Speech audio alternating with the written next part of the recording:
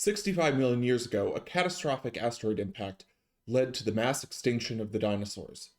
But something survived. Something more evil. Something unspeakable. I'm of course talking about tiger beetles and ground beetles. Recently, a carabid beetle was found preserved in amber, dating back almost 100 million years. Research has unveiled that this Loricera beetle, a tiny predator, has maintained its anatomical features and hunting behaviors since the Cretaceous period.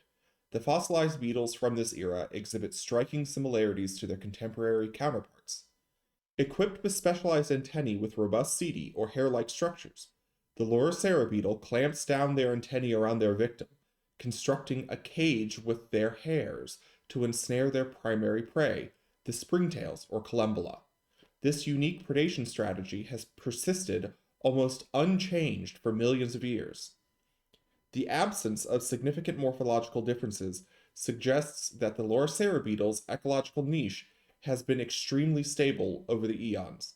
This phenomenon is called evolutionary stasis. Think sharks or crocodiles. Basically animals which are so good at their job, they don't need to change. Welcome back, bug nerds. This article on this extinct Loricera, which has shown remarkably stable characteristics, was originally kind of publicized in Wired earlier this month. And here's an image of the larval Loricera. This is a tiger beetle. And this one was found in Burmese amber. But what's significant about these beetles is that their very unique mechanism has not been changed over the millions of years. And this is the original article. This was in Cell, I believe. This is specialized springtail predation by Loricera beetles, an example of evolutionary stasis across the KPG extinction. And the KPG extinction is the asteroid that wiped out the dinosaurs at the end of the Cretaceous period. And what's interesting is, so this down here is the larval beetle, and this is a fossilized adult beetle. And you can see these kind of cool setae that they have on their antennae.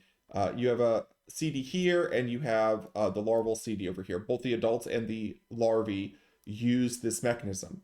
And basically, when they go to lunge at their prey, their antennae come down and form a cage with these hairs around collembola, which are springtails. And springtails are also one of these groups that are remarkably unchanged over millions of years. These are both very old arthropod groups. The carabids are an extremely old, extremely diverse group. There's about 34,000 known carabids right now, meaning that there's probably closer to 100,000 undescribed species. And the collembola are very, very, very old. They predate insects, and they're very good at their jobs. They're basically soil decomposers. They live in soil. You can find them in your backyard if you go out there and sift through the soil.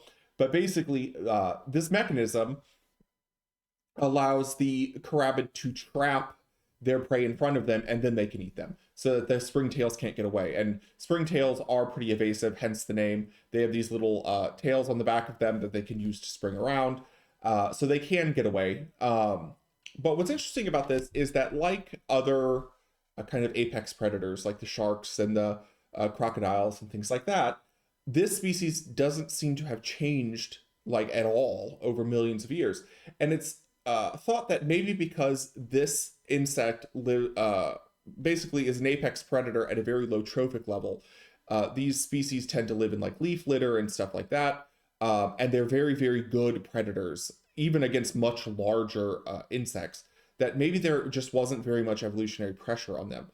But it does raise some interesting challenges about how we think about evolution over millions of years, and do things need to change morphologically? What is the sort of evolutionary pressure on organisms?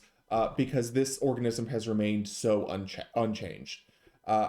So I just wanted to share this really interesting piece with you guys. I will link both the Wired article and the original research article in the description. Like and subscribe, and I'll talk to you guys later.